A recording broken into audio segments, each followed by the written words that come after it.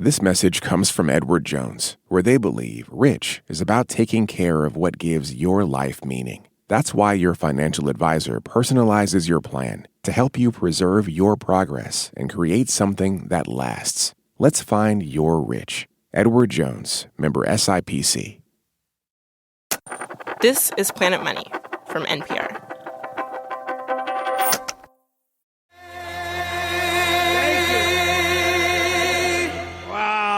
It is political rally season again. It's not too hot out here, right? It's not bad. Former President Donald Trump has been traveling, Michigan, Wisconsin, and recently he made a stop in Nevada. Did you see we put out a notice saying don't come, so only 20,000 people showed up?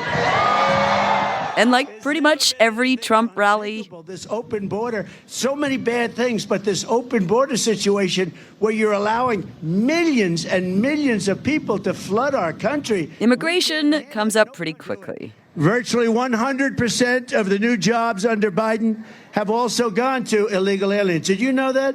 100%. To be clear, it is not 100%.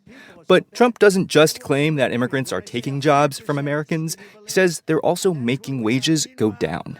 Real wages of African Americans and the workers from all over the world that came here legally, they're down 6% under Crooked Joe. Immigration is a huge issue for both parties this election year, as the southern border is overwhelmed with people trying to claim asylum. And here at this rally, Trump is pointing to one of the central arguments of his campaign. I'm sure you've heard this one before, that immigrants are hurting the labor market. Actually, he said it again Thursday night in the first presidential debate. Right. But politicians aren't the only ones who fight about this. Economists have actually been trying to answer this question for decades. Do immigrants take jobs and lower wages? In fact, it is the subject of one of the most contentious debates in the field of economics. Hello and welcome to Planet Money. I'm Amanda Aronczyk. And I'm Jeff Guo. What happens when hundreds or thousands of new workers enter the workforce? Does it hurt American workers? This question is notoriously difficult to study. Labor markets are these huge, complex systems. And for years, economists had to theorize about immigration's effect, but they struggled to prove anything definitive. Then, almost 45 years ago, something unexpected happened that created a near-perfect experiment to study this very question. 125,000 Cuban immigrants suddenly showed up on the shores of southern Florida, and they started looking for jobs. Today on the show, decades and many academic papers later, the field is still fighting over how those new arrivals changed the economy and what it means for our understanding of immigration today.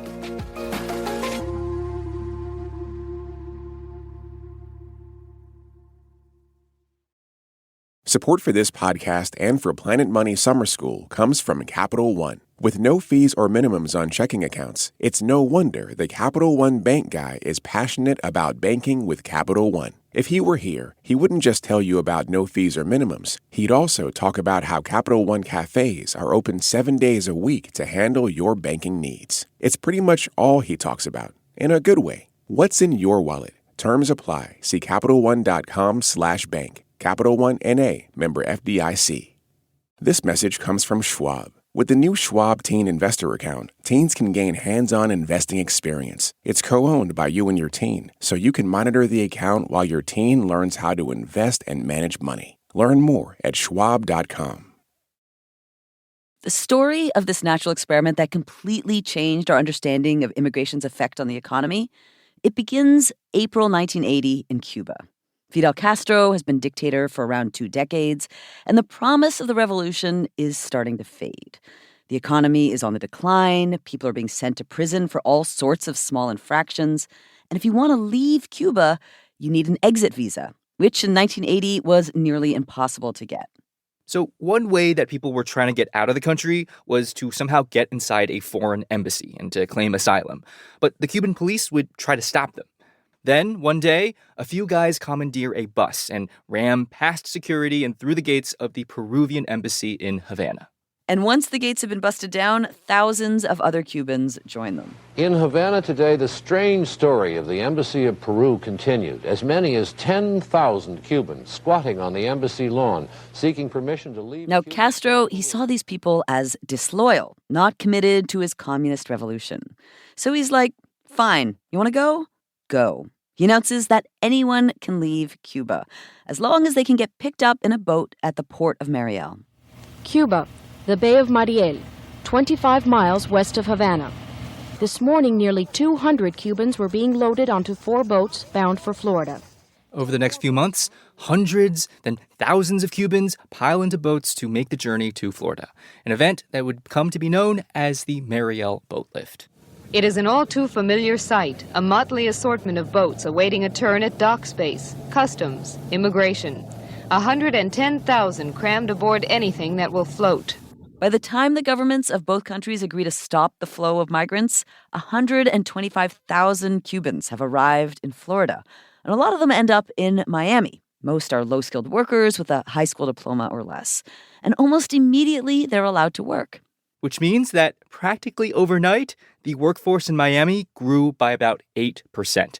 That's a huge jump, what economists would call an immigration shock. And one economist in particular saw this shock as an opportunity to answer some fundamental questions about immigration. It's big. It's very quick. It's all over in a couple months. And it was completely unexpected. So that's perfect for, I guess, what you would call a natural experiment. This is the Nobel-prize winning economist David Card. He's an emeritus professor at UC Berkeley. And he is one of the people who pioneered the whole idea of using natural experiments to study the economy. One of the tough things about being an economist is that it's really hard to prove that anything really causes anything else. The economy is so complicated that it's tricky to untangle all the correlations in the data.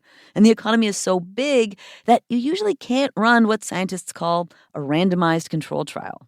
But what Card and his colleagues had started to notice back in the day was that if you looked closely at what was happening in the world, there would be these big, unexpected events that radically shifted the economy in a short period of time, as if some cosmic scientist had set up an experiment just for them to study. I started thinking about immigration in that way and said, well, maybe the Mariel Boatlift would be a way to think about that approach for studying the effect of immigrants. Card realized if he compared Miami to similar cities just before and then after the boat lift, he could maybe answer that central question. How do immigrants impact a labor market? And more specifically, do they make unemployment go up and wages go down? Now, the prevailing assumption at the time was that the labor market would follow, the basic rules of supply and demand. So if you increase the supply of one group of workers, everybody in that bucket of workers will probably have their wage reduced somewhat in a very, very simple standard type model. So, for example, let's say all of a sudden there are more people in town who want to work in construction. The assumption is that employers will be able to pay less for construction workers, so wages in that industry are going to fall. And if you assume that the supply of jobs is fixed, then this model would also predict that an influx of immigrants would make some current workers lose their jobs. The most extreme version of it is there's 100 jobs in the labor market. You bring in 10 immigrants, so 10 natives are going to lose their job. So we call that the skating rink model. The skating rink model, like in ice hockey. David Card is originally from Canada, so am I. We are required to make a reference to hockey. So in hockey, there are 6 players on the ice. You can swap them out, but you can't have more than 6. So the assumption of immigration is that each new immigrant knocks a native off the ice. But David Card wasn't convinced that immigration necessarily followed, the basic laws of supply and demand. And the Mariel Boatlift seemed like a perfect way to investigate that. So I thought it was, in many ways, it was kind of ideal. He pulls 6 years of data from the census from 1979 to 1985, looks at race, education level, hourly wages, compares Miami to 4 other cities that did not experience any immigration shocks. And what he finds is that the influx of people from the Mariel Boatlift has virtually no effect. Wages didn't go down. Unemployment didn't go up. Even when he looked at the group of workers who he thought would be most affected by these new arrivals, workers with high school diplomas or less, he couldn't find an impact on their wages at all. So I concluded that it was pretty hard to show that the boat lift had a big negative effect on natives. And so the answer is nothing. There was no impact. Well, of course, that's not what you would really say if you were writing a scientific paper. What you would say was there's no detectable effect. Okay, which is kind of equal to nothing. Yeah, people like to sort of make it simple, yeah. How would you explain that all of these people show up and that there's no detectable effect? Well, it seems like what goes on is the labor market has absorptive capacity. Absorptive capacity, meaning that within a few years, the Cubans were just kind of absorbed into the labor market. And it's not totally clear why. But one theory is that when they arrived, the Cubans didn't just increase the supply of workers. They were also consumers, right? They increased demand because they needed to buy shoes, get haircuts, rent apartments, and that created more jobs. It's like the hockey team gets bigger. More people can skate at the same time. Yeah. So Card finds that the arrival of the Cubans is not depressing wages. They're not stealing jobs, and he sets out to publish his work. He doesn't quite realize how big a deal his findings are. So I wrote the paper up as what you could call a case study. And it's a very short paper. It doesn't have hardly any fancy things in it. And I sent it to a very modest journal. It was a specialist labor economics journal. And I knew they might give it a shot. So I sent it there, and of course the referees hated it. No kidding. Referees are the other economists who read and review papers before they publish. I've been called all kinds of things in referee reports, yeah. What did they call you? Charlatan, among other things at times. Spoiler alert, this charlatan went on to win the Nobel-prize in economics, in part because of this very paper. This small case study in a, quote, very modest journal has become one of the most cited papers in immigration economics. Do you remember when you first read David Card's Mariel Boatlift paper? Wow, that paper is iconic in that it's referred to in most labor economics textbooks in general. It was one of the cornerstones of a whole movement in research. This is Michael Clemens. He's a professor of economics at George Mason University, and he knows this story very well. We've spent a lot of time discussing, by the way, is this the Lady Gaga of papers? Is it the Taylor Swift of it? Is it Madonna, more iconic, older? I don't know. Do you have a celebrity comparison? Oh, my gosh. I think it's Hans Christian Andersen wrote The Emperor's New Clothes. I'd compare it to that. Yeah, that is not exactly a celebrity icon. I'm guessing Michael doesn't have a subscription to People magazine. But he has an interesting point. Before David Card's work, most everyone saw the economy the way they were taught to see it, through the basic laws of supply and demand. And they assumed that applied neatly to immigration. They were told the emperor was wearing beautiful clothing, so they saw beautiful clothing. A young child says, wait a minute, the emperor is nude. What Card and his colleague were doing is something like that. And after Card reveals that, no, the emperor is not wearing any clothes, that no, this basic supply-demand stuff doesn't always apply to immigration, that starts to become a popular view among economists. But the most well-known and respected economist looking at immigration at the time disagreed with David Card. His name is George Borjas. Here he is being interviewed on C-SPAN. Our guest today is one of the country's preeminent economists studying the impact of immigration to the United States. Welcome, Professor Borjas. George Borjas is a professor at Harvard. His papers are heavily cited. He wrote the textbook on immigration economics. How was it that you came to gravitate to this particular subject? Great question to start with. I was born in Cuba, saw myself an immigrant. When David Card published the Mariel Boatlift paper, Borjas had already been studying immigration's effect on the economy for years. And he took issue with the idea that one natural experiment could tell this whole story. What if just looking at Miami was too narrow? What about all the immigrants who left Miami and took jobs elsewhere? And ultimately, who's to say what happened in Miami would happen in other cities? Yeah, you see, Borjas preferred to look at the big picture, use big nationwide data sets. And in his work, he had found that the basic laws of supply and demand did apply to immigration, that sometimes immigrants can hurt American workers. Look, there are trade-offs. Immigration is not like manna from heaven. There are going to be winners and losers. Some people are going to win, some people are going to lose. By the way, we asked George Borjas for an interview several times, and he declined. Anyways, he and David Card spend years publicly disagreeing with each other about immigration. And this simmering tension, it culminates in 2015. That is when Borjas decides to investigate the Mariel Boatlift himself, crack open the data, and look for his own results. So I decided to actually go back at Mariel. And that's what I spent all of summer 2015 doing, revisiting the Mariel experiment by looking specifically at high school dropouts. Borjas wanted to do things differently than David Card had.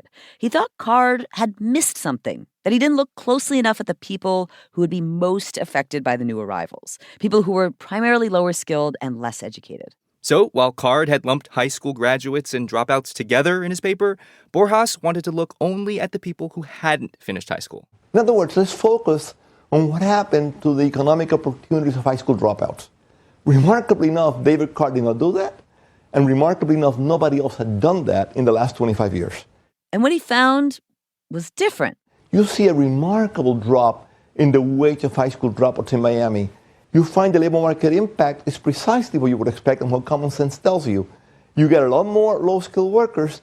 The low-skilled workforce in Miami actually did worse off as a result of that. This is not the big fat nothing that David Card found. Borjas says the wage of high school dropouts in Miami collapsed dramatically by 10 to 30%. There was a huge negative effect. In Borjas' analysis of the data, immigrants suddenly showing up in a labor market, they do make wages drop for the lowest skilled workers. Overturning David Card's study, and with it his pro-immigration findings, was bold and controversial, and not just in the field of economics. In fact, this paper, it started to reverberate in the outside world. That's very unusual. Extremely few economics papers get that kind of attention in the public discussion. It was a firestorm. That is coming up after the break.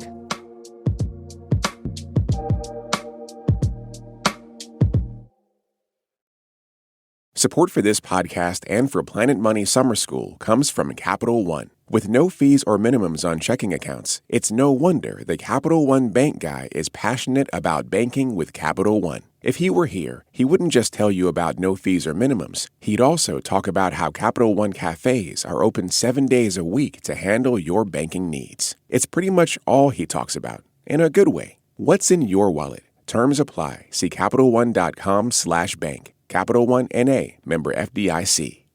This message comes from Schwab. With the new Schwab Teen Investor Account, teens can gain hands-on investing experience. It's co-owned by you and your teen, so you can monitor the account while your teen learns how to invest and manage money. Learn more at schwab.com.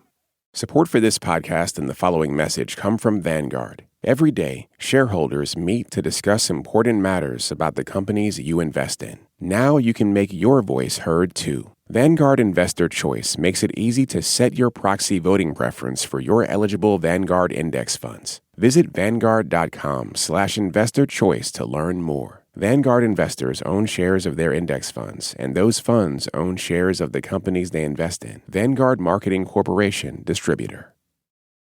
After George Borjas publishes his bombshell paper saying that immigration can make wages drop, it gets picked up by all sorts of media. I remember Ann Coulter specifically commenting on this Borjas paper, saying that it, quote, nuked, unquote, the arguments of the pro-immigration crowd. I don't care how many economists are going to tell me that somehow they've managed to repeal the laws of supply and demand. You have more of something, the price goes down. We have more. Michael Clemens and his colleagues watched as Borjas became kind of the go-to economist for the right. Dr. Borjas at Harvard has written about that. I think Borjas was also a favorite of Jeff Sessions, who was a U.S. Attorney General under Trump. He's the world's perhaps most effective and knowledgeable scholar, and he says that does happen. Wages can be diminished. And one of the big Trump was already consulting Borjas about immigration when he ran for office in 2016. Decades of record immigration have produced lower wages and higher unemployment for our citizens, especially for African American and Latino workers. Once Trump was in office, when journalists pushed the administration to justify his anti-immigration policies, cite for me, if you could, one or two studies with specific numbers that prove the correlation between those two things, because your entire policy is based on that. Trump's advisors, like Stephen Miller, would lean on George Borjas's work. I think the most recent study I would point to is the study from George Borjas that he just did about the Mariel Boatlift. Stephen Miller cited it by name from the White House podium. That's very unusual for an economics paper. It was a sign of the tremendous influence of Borjas. While policymakers and the media were busy talking about Borjas's explosive findings, some economists were skeptical of what Borjas found. I did read the entire paper, and I had concerns about the claims of overturning the original results. Jennifer Hunt is a professor of economics at Rutgers University. She's one of the leading economists studying immigration. And she's primarily an academic, but she also spent 2 years working for the Obama administration. Around 2016, Jennifer Hunt and Michael Clemens are talking with each other when they realize that they have similar thoughts about Borjas's work on the Mariel Boatlift. Michael Clemens contacted me to ask what I had thought of this paper, and I said that I had concerns, and he convinced me that we should write a paper about our concerns. It was the war of the papers. So they team up together to look very closely at what Borjas did, how he interpreted the Mariel data. And their main critique had to do with Borjas's decision to focus on a very narrow subset of people. Because if you look closely at Borjas's paper, it's clear that choosing to look at workers without a high school degree wasn't the only choice that Borjas made. He also narrowed his sample down to some very specific demographic categories.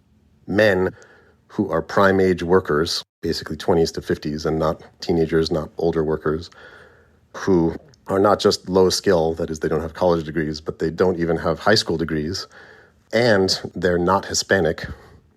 This is the very, very, very small slice of the labor market in Miami that Borjas was looking at. And why carve off people who are Hispanic?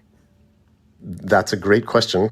This is the most controversial choice that Borjas made, to take out all Hispanic people from the data set.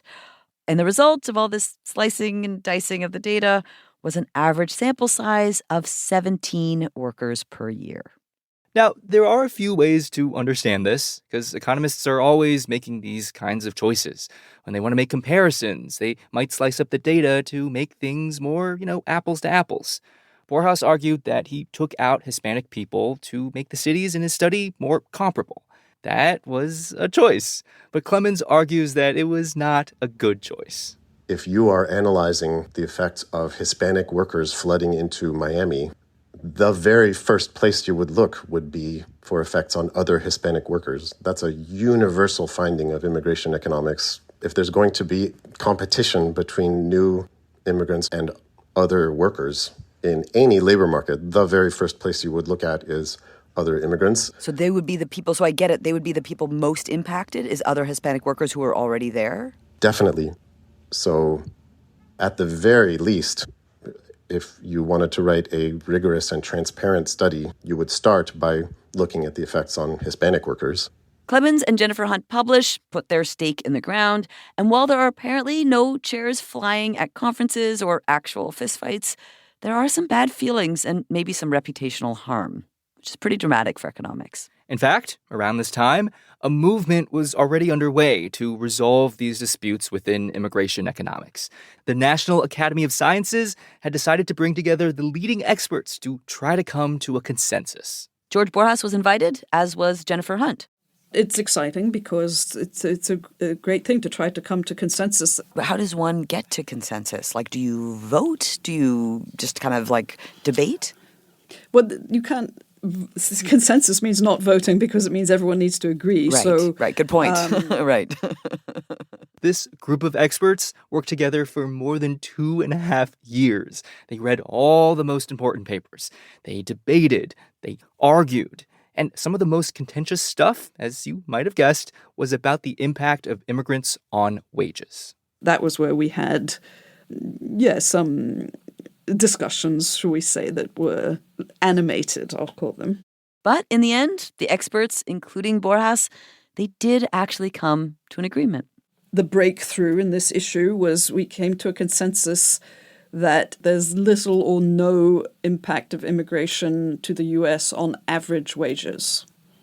Okay. So I think that was the big breakthrough. The consensus that they finally arrived at was, quote, the long-term impact of immigration on the wages and employment of native-born workers overall is very small. Basically, a version of what David Card had originally found, that big, fat nothing. So you guys did it. You resolved the dispute. We did. So I'm proud of our work, and I'm, both honored and happy to have been associated with it. And then the next thing that happened was that Borjas put commentary on his own website. Oh. Yeah, so the day after the report is published, Borjas takes to the internet to give his own take. He says that the consensus report is flawed and takes issue with that core finding. He said that he didn't agree with things that were written in the consensus report. So after all of that, Borjas undermined the consensus. Yes. How did that make you feel? Well, I was very unhappy because I just told you how happy I was that we had come to a consensus. So I was very unhappy about that. That was 8 years ago. Since then, economists have continued to poke at these core questions, and they've even continued to weigh in on the Mariel Boatlift. In fact, just earlier this year, another big-time economist used some fancy new methodology and new data to find, once again, that the arrival of immigrants didn't hurt wages. And more broadly, over the past few decades, the field of economics has kind of coalesced around this one central idea, which is that whether you're talking about jobs or wages or growth or productivity, that immigrants are generally good for the economy. In some ways, though, it doesn't quite matter what all of these papers say in the political fight over immigration. When I worked in the Obama administration, I noticed that academic work does have an effect which was heartening. But what was less heartening was that I realized it doesn't actually change anyone's minds. It's just that it serves as support for people whose minds are already made up. They're always citing papers that support what they thought before. Right now, politicians across the country are running on anti-immigration platforms, promising to shut down the border, to limit immigration, to protect your job, protect your wages. And when they're pushed to justify it, they still have a paper frozen in time that they can point to.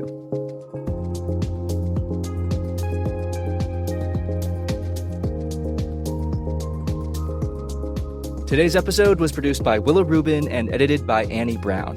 It was engineered by Valentina Rodríguez Sánchez and fact-checked by Sierra Juarez. Alex Goldmark is our executive producer.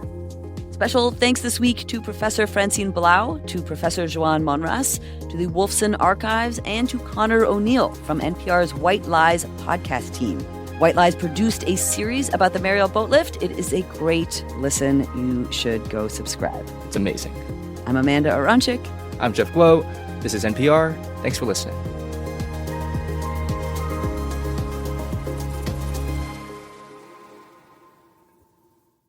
This message comes from Rosetta Stone and their newest language learning experience, Rosetta Stone Sapphire.